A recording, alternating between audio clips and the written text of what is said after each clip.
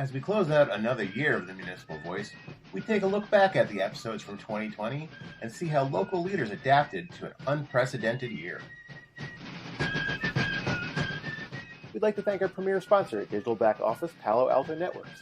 Check them out at digitalbackoffice.com or paloaltonetworks.com, as well as our sponsors at Gateway and Housatonic Community Colleges. The Municipal Voice is the Connecticut Conference of Municipalities podcast in collaboration with WNHH LP 103.5 FM. I'm your host, Matt Ford. As always, be sure to give us a like and let us know what you're thinking in the comments. CCM's Municipal Voice podcast continues to present a key forum on important state-local issues. The views expressed do not necessarily reflect the consensus views of CCM or our member municipal leaders.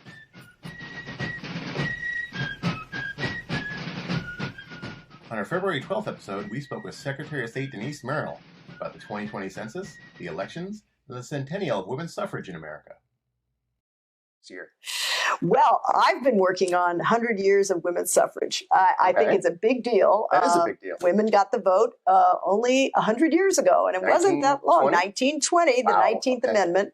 My mother remembers when women were first voting, because she was born in 1920, and she remembers as a young girl.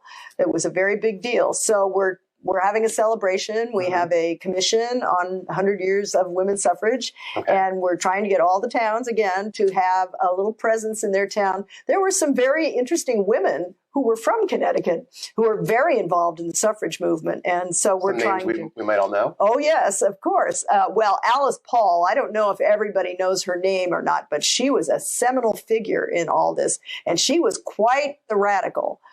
If everyone doesn't know her name, they probably should. They probably should, yes. And of course, everybody knows that Katharine Hepburn's mother, I forget her first name. Anyway, Hepburn, one of the Hepburns, was very, very involved in the whole women's suffrage movement. And it didn't stop with the 19th Amendment, honestly. They kept on going, and we're still fighting today for the Equal Rights Amendment. So it's a very interesting story. It was a long struggle, much more difficult and violent than I realized. People really literally went to prison. One died in prison. They were force-fed when they went on a hunger strike. I mean, this was radical stuff in 1917, which is when this was all happening. It's not just the old photos you see of ladies in their big kind of bloomy things with cute signs. It was a real struggle. It was a real struggle. And so I'm hoping people remember that and come out to vote and honor that vote this year. To come out to vote to honor women's suffrage. Yep. Right on. All right. On our January 15th episode, we spoke with Middletown Mayor Ben Florsheim about his perspective as a Connecticut transplant and why he chose Middletown as a place to settle down. I think that part of the reason that I got as involved in Middletown as I did is I was trying to sort of establish, like, okay, this is where I'm going to be for at least the next 4 years. Yeah. And I want to make myself a home out of it, and you did. One thing led to another. So, in relation to that, the Hartford Courant recently in an op-ed, you discussed your optimism for the state of Connecticut as a transplant, right? And you said after a decade of pessimism, the case for pragmatic optimism was an easy one to make. Why is optimism easier for you as a transplant? You call it a superpower, and how do you get the pessimists among the natives to feel the same way, to be proud of ourselves? I think that part of it is just it's a self-fulfilling prophecy. I mean, I think the negativity has been a self-fulfilling prophecy, and I think the optimism can be a self-fulfilling prophecy too. I heard from a lot of people who are natives after I wrote that saying, "Thank you. It's good to finally hear somebody saying."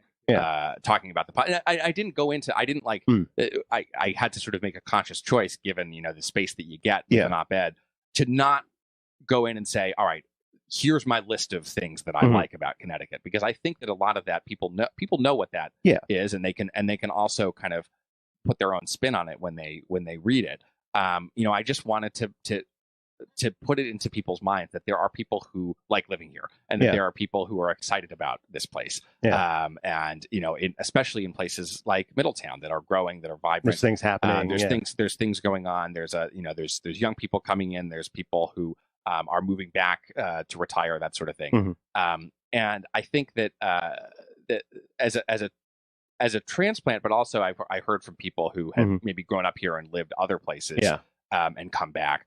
When you see the other side of it, it's the grass is always greener argument, right? Exactly. I mean, it's like when you see the other side of the fence, you're like, maybe it's not always greener. Yeah. You know, maybe there's elements of what make us us that are good. And even if we have challenges, even if we have problems, which we certainly do, and I know we're going to talk about them, then they become less sort of existential in nature, less kind of immutable in nature, and more just like, okay, we've got some challenges like everywhere does, and let's get together and figure out how we can solve them to save what's so good.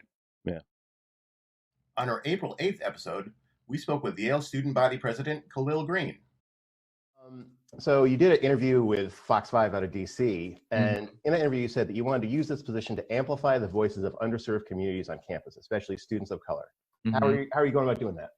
Yeah, I think there's definitely two parts to that answer. The first one is just like general advocacy. So who I'm showing up for and like what things I'm speaking about. For example, 4 days after my election was the shooting of Stephanie Washington and shooting at Paul Witherspoon by a Yale Police Department officer as well as a Hamden Police Department officer.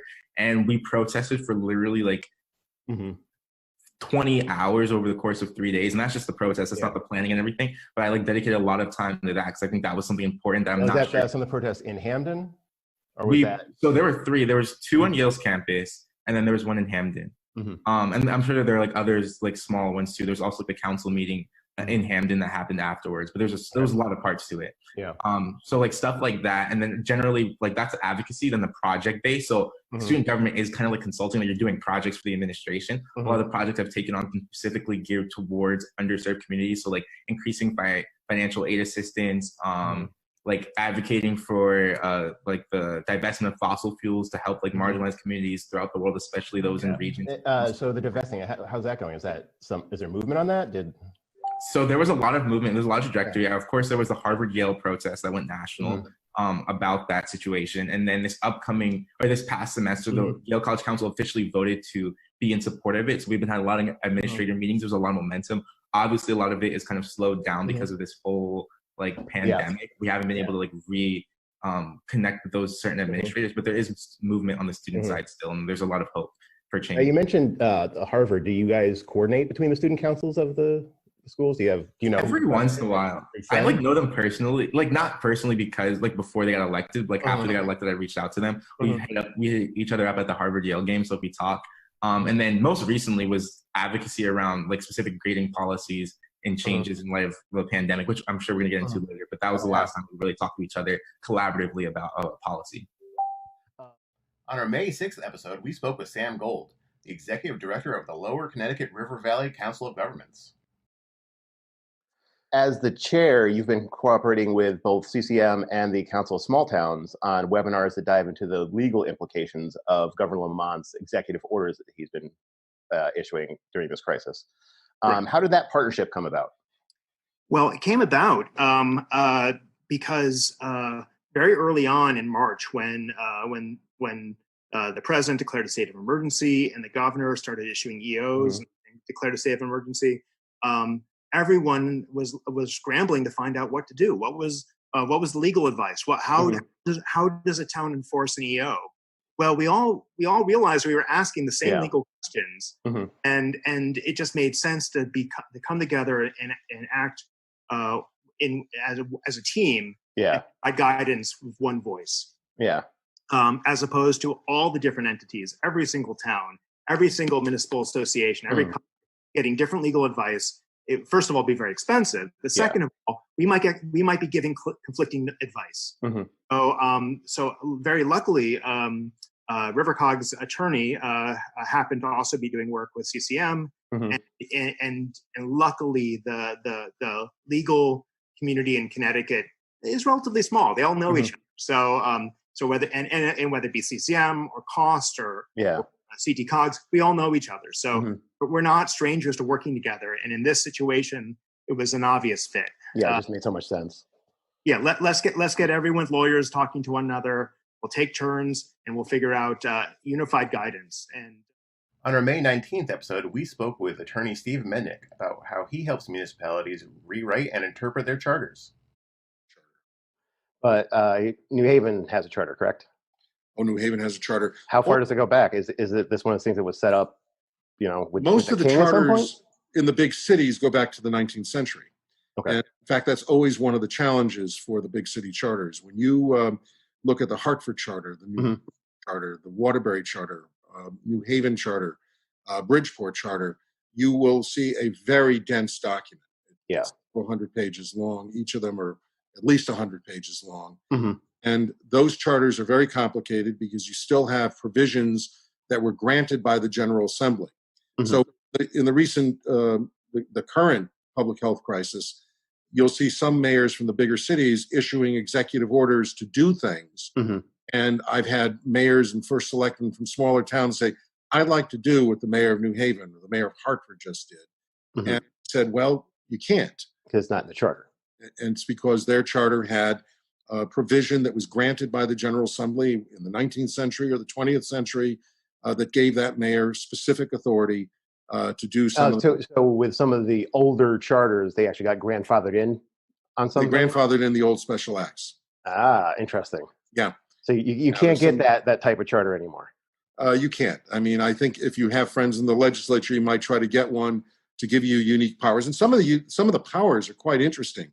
The city of New Britain has the authority to create a militia to protect its boundaries. It also so don't get Aaron Stewart mad with you. Don't get Aaron Stewart mad at you. She also has the ability of eminent domain in the town of Cromwell because they own a reservoir there. Mayor O'Leary has the ability to deputize water police to police Bantam Lake because Bantam Lake is a water source for Waterbury. Okay. And even though it's not actually in Waterbury. Not in Waterbury. On August 26th, we were joined by Leon Andrews, the director of the Race, Equity, and Leadership Initiative at the National League of Cities. He spoke about what equity really means and what role our towns and cities can take in this equation. So how would you define some basic terms like equity and equality and racism and structural racism? And why is it important to differentiate between some of those terms? Yeah, man, those are really important, pertinent terms to define, and we'll try to jump into it. I mean, I think the equity and equality piece is one that I think is so important to understand at kind of as a foundational level. Mm-hmm. People tend to use those words interchangeably, and they're not really not. Yeah, they're not the same. Yeah. So, when I think about equity versus equality, the equity, just at a very high level, equality means the same, giving everyone the same. Yeah. Equity means fair, giving people what they need. And so there's a lot of questions of, well, does everyone need the same thing when we are talking about equity, when we're talking about the work that needs to happen in local government? And so there's this wonderful image. I'm not sure your audience has seen it. If you've been in this space, there are like 3 people behind a fence trying to watch a game. And you give them all the same thing as they're trying to watch the game from behind the fence. Yeah. But they all don't need the same thing to watch the game from behind the fence. So equality is giving them all the same thing. Equity is asking, what do they need to watch the game from behind the fence? And so the short kid needs a taller box. Yeah. So someone is in a wheelchair and needs a ramp, right? Yeah. And so it's like, how do you think differently about just understanding the differences between the two? But while it's important to understand it at that level, it's really simple, Matt, to kind of talk about that level. I also want people to know equity is much more complicated than that, right? So it's important if people don't use the words interchangeably, equality and equity. But when you start talking about equity in that same diagram of those 3 people behind the fence, the question will be, why are they behind the fence? How come they're not in the stands? How come they're not playing in the game? How come they don't own the team, right? There are lots of kind of equity questions that we really want people, as you start to understand equity, to understand it's more complicated than just 3 people behind the fence trying to watch the game. But and at a very foundational level, what I do hope is that people do walk away realizing that equity and equality are 2 separate words, right? And I think that I think is really important. And then you asked about racism versus structural and institutional racism, and that's a really a really important term to really unpack. The way we talk about racism for city leaders is to understand it from a policy perspective, policies, practices, procedures. And most of the time, people tend to think of racism as individual acts of racism. So Dylan Roof, everyone remembers Dylan Roof in Charleston. 6 years ago, walks into a church and murders 9 people. and that was an individual racist act, or Charlottesville 3 years ago, right? In terms of what happened in Charlottesville, Virginia. And so that's usually how people begin to process racism in the individual act. But when you ask about institutional racism is actually looking at policies, practices, procedures that have actually benefited white people over people of color, sometimes intentionally or inadvertently, but sometimes actually very intentionally. Yeah. So, for instance, when you say policies, practices, procedures that have benefited white people over communities of color, one thing that we bring up in our trainings a lot for city leaders is to talk about redlining. And so there's a lot of local leaders have heard of redlining before, but not really truly understood the impact of redlining. And as we looked at redlining, knowing that there was intentional policy that was created after World War II, that created opportunities for predominantly white families to be able to move out into the suburbs and created the suburbs. 98% of all loans that were granted to families that were returning from the war were given to white families to be able to get access to where they generated wealth. And so that talking about that one policy is institutional racism. So so acknowledging that redlining happened, but redlining is not the only thing that has happened. Right? If we look at our transportation policies, we look at our education policies, we look at our criminal justice system, as we look at all of our governmental institutions, policies, practices, and procedures have been designed to benefit white people over people of color. And that is what structural racism is. So structural racism is acknowledging that it's happened beyond just one institution. It has happened beyond just our housing or just education. It's in all of our institutions, which is what structural racism is. On July 29th, we spoke with New Haven Mayor Justin Alliker. The other issue that has come to the fore kind of this year nationally is inequities based on race, meaning predictable outcomes in housing, policing, and even representation judged by the color of your skin. New Haven has called racism a public health crisis, along with several other towns and cities. Can you tell us what that means to New Haven? Yeah, I think COVID has exposed, in particular, a lot of issues around the inequities that many of us that have lived in New Haven for a long time have known for years, and specific to the health issues associated with systemic racism and inequities. People of color have been disproportionately impacted by COVID. There's many more cases. The cases are more severe. And that's an indication of a lot of the inequalities. That's an indication that people of color don't have access to appropriate health care. A lot of people have a higher propensity for comorbidities, but it's also an indication that many people of color don't have the ability to telework because oftentimes people are working on the front lines and don't have the option to opt out to exposing themselves to other people. And that's just one indication of a lot of the systemic challenges that exist in our cities, around our nation, around racism. We've talked a lot about police brutality and the challenges that communities of color have experienced with the relationship with the police. And there's been a lot of work done in the last several weeks on that. And my administration is actually working on some things to address issues around, in particular, the relationship between the police and the community, and this struggling really deeply with this question about how to keep communities safe, which doesn't always mean having more police or having the police involved at all. But in addition to that, I think there's a real economic question here. I've come out and supported the idea of a segregation tax because Connecticut is one of the most segregated states in the nation. And because suburban communities put up barriers to access to affordable housing developments, it means that so many people don't have the option to integrate into other towns. And towns very proactively prevent that kind of integration. And I think that either towns can and should support increased options for affordable housing, or they should pay a tax so that places like New Haven that have upwards of 30% affordable housing have the kind of economic support that we need to make sure that our residents have the resources they need to get out of poverty. Yeah. You are listening to the Municipal Voice on WNHH LP 103.5 FM. On the July 15th episode, we sat down with West Haven Mayor Nancy Rossi to discuss her vision for her city's financial future. West Haven is in the unique position of being part of the Municipal Accountability Review Board, or MARB, as we shorten it, which was set in motion before you assumed office. Through your leadership and partnering with the MARB board, West Haven finances are undoubtedly getting better, but it hasn't always been a smooth ride. How has it been to collaborate with a board that sits outside of city leadership?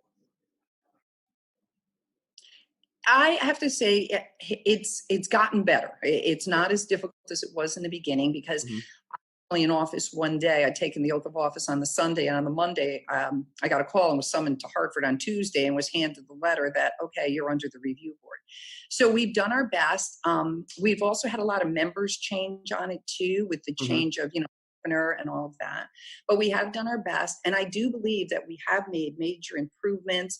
Our outlook for our bond rating was raised for probably about a year ago now, and we're moving along, and our financial position has improved. We have a fund balance, no longer have a deficit in our general. That moving. That's very, very important, so that we have some sort of rainy day fund as opposed to, having a deficit, which means you have absolutely nowhere to go. So we're going to keep going along. My goal is hopefully before I leave office, whenever that is that we are able to have the requirements to have MARB be able to release us from their jurisdiction. And that is 3 balanced budgets and no longer relying on state aid, which is a goal of ours. And we did that phased out in 22. So I'm very, very hopeful, as much as, they've been very helpful in a lot of ways. And obviously the restructuring funds have been very, very helpful. It's very hard sometimes for myself and others in my administration to lead when you always have to be checking with them on certain things, contracts, $50,000. So I don't have the free will that other mayors might have had. But you may in the future. Yes, I'm very, very hopeful in the future I will. You have hit 3 years of a balanced budget and no longer be taking the state aid, then you're free again. And we're free. On our October 14th episode, we sat down to talk about cybersecurity with Henry Dashowitz, Chief Finance Officer, and Karen Delvecchio, IT Director for the City of Norwalk, and Dale Bruckhart, VP of Marketing for Digital Back Office. Karen, just back to you for a second. How has kind of your role changed in the last year? Well, COVID-19 certainly has changed the way that we do business. It has really changed how we envision delivering services. It's no longer a case of the expectation is the resident or the business owner comes to City Hall to engage in some type of transaction. Pushing our employees to work from home really was a paradigm shift, I think, in government. No one has ever heard of the term government from home before. It's work from home, but not necessarily government from home. So this was really a gigantic change for everyone. And it presents for IT some unique challenges in that now the workforce is remote, and do you have the infrastructure in place and the privacy and security infrastructure to go with that in place to protect the information that's getting passed back and forth now between a remote worker and wherever your cloud-based applications or servers happen to be? And have you trained your workforce to be able to recognize when they're working from home what different types of security or malware or phishing attempts they could be faced with? I mean, with COVID-19, we've seen all kinds of phishing attempts that look very real, that look very official, but in reality, they're not. So that has been really a huge challenge, I think, for every IT department, whether you're in the private sector or in the public sector, but especially for the public sector. primarily our folks work in City Hall, or they work at the police department, or they work at the library. They're not work from home workers, and that has been an enormous change. The training, the infrastructure, the security, multi-layered approach that has to take place. How many individuals were we talking about roughly that you needed to set up to work from home rather quickly? Oh, it was hundreds. Hundreds. Okay, so hundreds. It was a big task. It was a big task with very little notice. So the decision was made, and I think there was, 72 hours of, okay, this is what we're going to do in response to COVID-19. And, at the time, no one really had an estimate of how long this was going to take place. Do you activate your 2-week hurricane plan where your offices are closed for a week or 2 weeks? That's pretty much what we were going from. No one imagined that 7 months later, we would still have most of our workforce working remotely. Yeah, I thought it'd be out for a couple of weeks tops. Exactly. I would add, if I could, when COVID hit and we had to work from home, the primary focus of everyone was, how do we get up and running? How do we do this? How do we mobilize?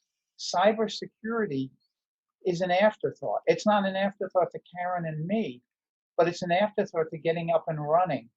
So there's a vulnerability in trying to get people's awareness when their whole work life is changing is hard, just to get them their attention and to focus on the issues. On our November 25th episode, Margaret Middleton, the new CEO of Columbus House, sat down and talked with us about the successes and the work still needed to be done in ending homelessness in Connecticut. Can you talk about the 2016 effort by then Governor Malloy, and you were part of this, to end chronic veteran homelessness, which led to the figures that we just mentioned, that those 200 that we still have are mostly sheltered? Sure. I love to talk about that, Matt, because to me, it's an example of the idea that as a community, when we put our will and our government effort behind an idea, we are totally capable of actually solving problems. I think a lot of people think of homelessness as being this intractable thing, and that it's sort of inherently an individual problem, that people have mental illness or they have substance abuse problems. And the effort to end veteran homelessness really shows that nope, it's really about resources, coordination, and the will to solve the problem. And the VA was really a very essential part of that. The secretary of the VA at that time put a huge priority on veteran homelessness. And the federal government just put a ton of money into what are called vouchers. If you're familiar with vouchers, Matt, these are essentially rental assistance that people can take to rent an apartment, the veterans can take to rent an apartment. And we have an awesome federal delegation, as you know, and Connecticut was really, really smart and coordinated in the way it used those vouchers to get chronically homeless veterans housed, to get female veterans housed, and to get veterans of the wars in Iraq and Afghanistan housed. And so by doing that, they reached what this thing called functional zero, which is a sort of technical definition. I think there's only one other state that was sort of honored in that way and recognized for having achieved that. So it's really something to be proud of. And I think we should all just hold on to it as an example of we actually know how to do this. We totally know how to do this. We could end homelessness for everyone, for sure. We definitely could do it. We just have to have the political will. Honestly, we have to put our resources into it, and we have to care about housing. It's not insurmountable. It's not just that's the way it's always been and always has to be. There are answers. And it sounds like also from what you said that a lot of what Connecticut did, those resources from the federal government were available to everybody. And what Connecticut did was figure out how to utilize them better in a lot of ways. Was well, the crux of a lot of that success? Part of it is that Connecticut has a small enough homeless population that through really, really awesome outreach and engagement efforts on the part of the homeless services provider community and also the VA, they were really able to get a handle on how many homeless veterans are there, where are they, and really do targeted outreach and engagement work to get people housed. So it's really, it has to do also with the fact that Connecticut is both small and very capable. It's just full of awesome, hardworking organizations that really put a premium on working together. On our September 30th episode, we sat down with Jamie Stevenson, the first selectman of Darien, to discuss challenges like education in the age of COVID. So recently you tweeted out support of an op-ed in the New York Times about the need to improve on digital learning. Well, you also said that kids should no longer be bound by city-town boundaries to succeed educationally. I think it kind of ties into the equity stuff you're talking about. Do you see these digital tools that make up our education as part of the COVID curriculum? Do you see them continuing afterwards?